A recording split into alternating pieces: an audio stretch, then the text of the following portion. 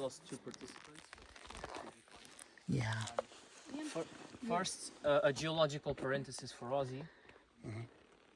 According to our colleagues who know a lot more geology than I do, this area over here used to be a sea. Yeah. A large sea. So Yeah, I just found something which sort of indicates that. So apparently it all came down, and we call this a ferro testigo, a testimony of that time, because some of these, let's call them towers, were left after the sea dried out, and they are made of limestone, and they are over a layer that is further down of what I think is called marl in English. In Spanish it's margas. Yeah. Margas with content of iron oxide, actually. Yeah. Small balls of iron oxide that we find in some of the earliest pottery they were doing over here.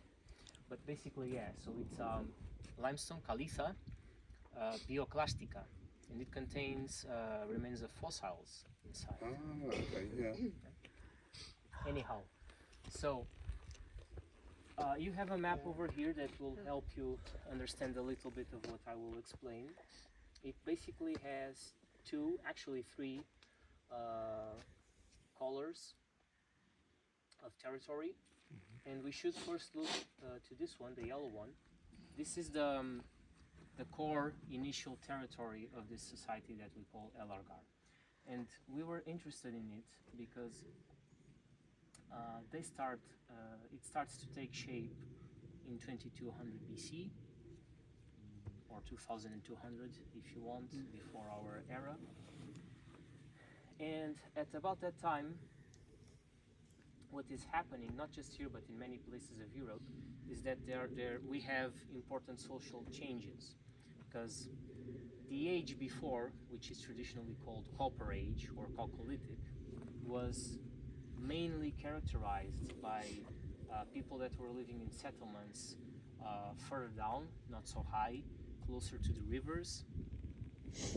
They had fortifications already, but they were not heavily militarized. So, for example, an archaeological site that I don't know if you have visited, but it's an important one, called Los Millares in Almeria.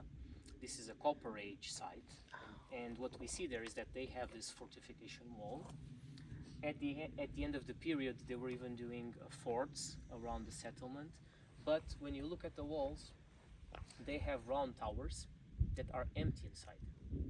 And inside these empty towers, they were also doing what we call productive tasks, domestic tasks, which means that violence was already there, was a part of the life of the Chalcolithic, but it doesn't seem to be a generalized phenomenon. So the fortification is not yet heavily planned for, let's say, prolonged hardcore war.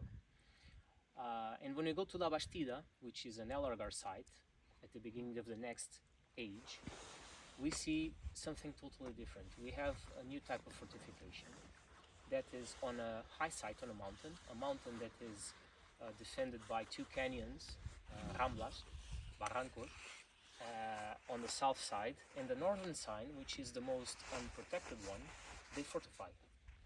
So they fortify around the hill, and we see for the first time massive towers.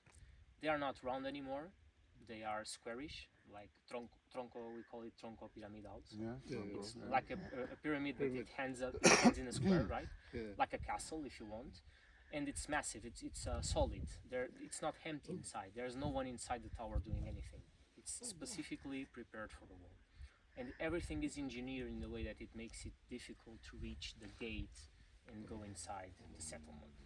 So there's a huge difference there. Another difference is that you go to Chalcolithic sites like Los Millares, before these ones, and you see that they were burying people in collective tombs. And these tombs were outside the settlement, close by, but outside the settlement. A lot of people went into the same funerary monument. We don't know exactly why. We don't know if they belong to some sort of lineage, familiar group, social group. But there they were. And the grave goods, the offerings, were in general, let's say, equal, more egalitarian, if you want. There were already some differences. I'm not saying that it was all the same for everyone. We start seeing some differences, some tombs that have special grave goods, but it's not something that is yet what is going to be in Alargar. And what we have with Alargar is that they leave those sites, they go to mountains and hills that are naturally protected. They even fortify them, as I said, and the graves go inside the settlements. They are not outside anymore. Another thing that I didn't say earlier is that also during the Copper Age, they often buried people in caves, abrigos, shelters. And usually more than one person went into these graves, in the caves. With Elargar, they bring the graves inside the settlement and they go underneath the houses. We don't see many yet for the first 200 years when this society is taking shape, but from 2000 BC onwards till the end of the society, they are doing the graves inside the houses. And the other important shift is that now the graves are mainly individual.